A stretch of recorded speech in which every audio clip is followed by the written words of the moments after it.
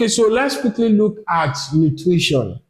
Let's look at nutrition. So before we go, what do you understand by nutrition? It's the process by which organisms get the nutrients that they need for their body, for the metabolic activities in their body. And there are different mechanisms by which organisms get that nutrition. Some organisms are said to be photosynthetic, some are said to be heterotrophic, right? We have different methods of nutrition, and we also have association, symbiotic, parasitism, we have symbiotic, parasitism, we have commensalism, we have mutualism too. Okay, so let's take a look at some few JAMB questions that are under this topic. The possession of chloroplast in Euglena viridis enables it to possession of chloroplast. So what is this chloroplast? This chloroplast here, this is like the kitchen in the house. What do we do in the kitchen? We cook. Yeah, so this is where photosynthesis will take place. So that means this guy is photosynthetic. So let's look at the option. A, reproduce. B, store starch. C, carry out photosynthesis. D, respond to light. Our answer is C, carry out photosynthesis. I don't know what you'll be doing with chloroplast if it does not carry out photosynthesis. So let's look at the next one. Now, the examples of autotrophic organisms. I mentioned it briefly just now. Autotrophic, that means they feeding. This trophic here means feeding. Auto means self. So they self-produce their food. They do not need to depend on other organisms for food, unlike some animals. Okay, the examples of autotrophic organisms include the following except number one, Euglena. Euglena, we just saw that it is autotrophic. We have Chlamydomonas, we have Spirogyra, and we have Paramecium. Okay, so now let's look at this. So which of these now do you think would be the answer? Chlamydomonas is not autotrophic. So this is the answer. Then the next one. The oxygen that is given up during photosynthesis is gathered from, now, if you want to get this, can we try to write the equation for photosynthesis? So we get carbon dioxide, that is the gas plus water to give us this guy, which of course is glucose, plus this oxygen that is released. So we have 6 here, 6 here, and 6 here. So the question is, where is this oxygen coming from? Now, if you understand the process of photosynthesis very well, you will know that we have two stages. We have the light reaction and the dark reaction. Then in the light reaction, there is something we call photolysis. Photolysis,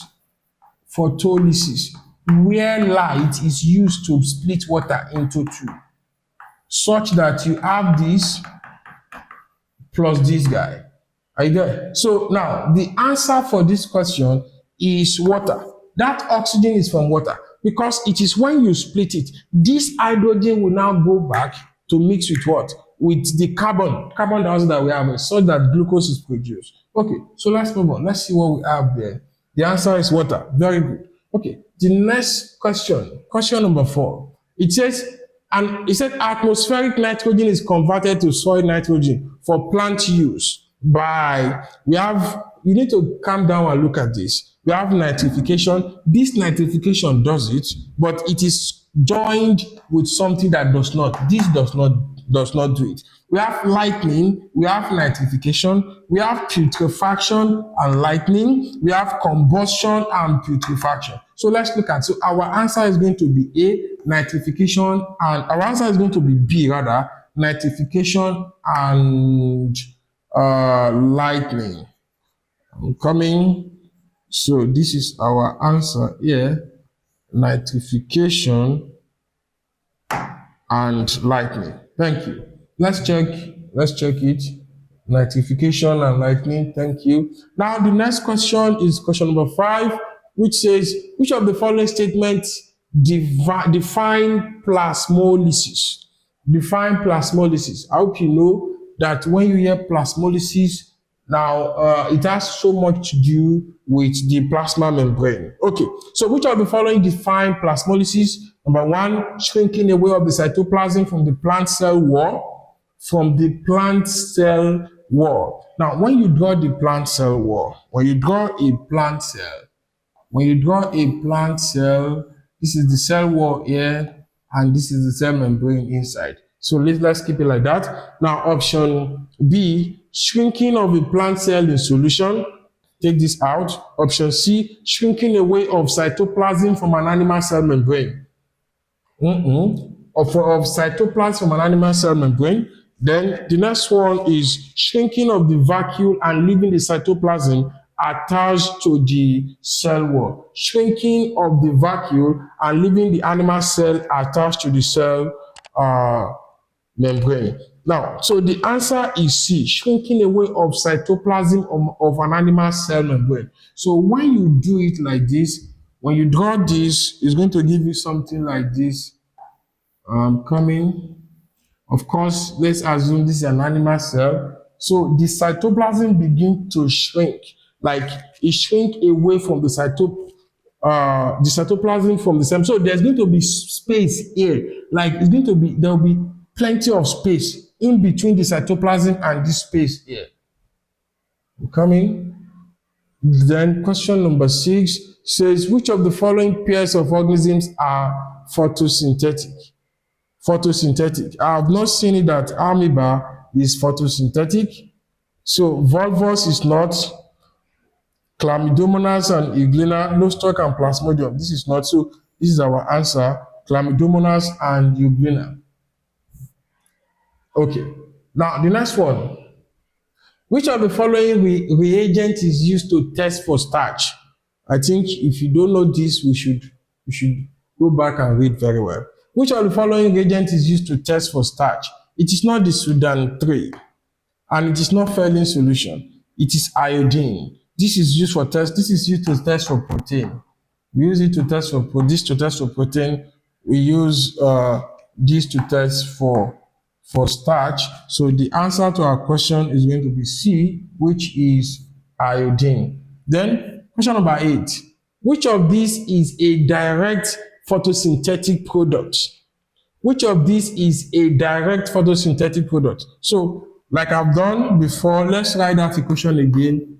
Carbon dioxide plus water to give glucose plus this. This one is given off. So this is our product here, which of course is glucose. So this is the answer.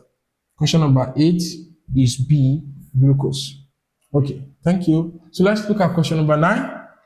The photosynthetic pigments include, I want us to calm down because what we are exposed to is that when you talk about pigment in plant, photosynthetic pigment, all of us always rush to mention chlorophyll. But the point is, it is not only chlorophyll that is the pigment in plant. As a matter of fact, even this chlorophyll has types. We have chlorophyll A, and chlorophyll B. The point is the two of them operate at different wavelengths. The function of the chlorophyll is to help us to absorb light. It's a light absorbing pigment. So we have A, we have B, they absorb light at different wavelengths. You get? Then we also have carotenoid. This carotenoid absorbs blue light. It absorbs blue light. Then we have this chlorophyll A, chlorophyll B. One absorbs light at 680 nanometer, while the other one at 700 nanometer. But the fact remains that all the two of them are chlorophyll. JAMB will not give you this. They won't go that deep. Are you there? They won't go that deep. But this chlorophyll here absorbs light. This also absorbs light, but this is blue light. So our answer is C, chlorophyll and carotenoid. Thank you. Then question 10. It says, which of the following processes removes carbon dioxide from the atmosphere?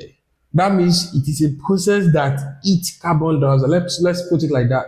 When I say eat, like it takes in carbon dioxide. For example, we have photosynthesis. It takes carbon dioxide and it releases what? Oxygen. So let's check. Excretion does not take in carbon dioxide. This guy doesn't take it.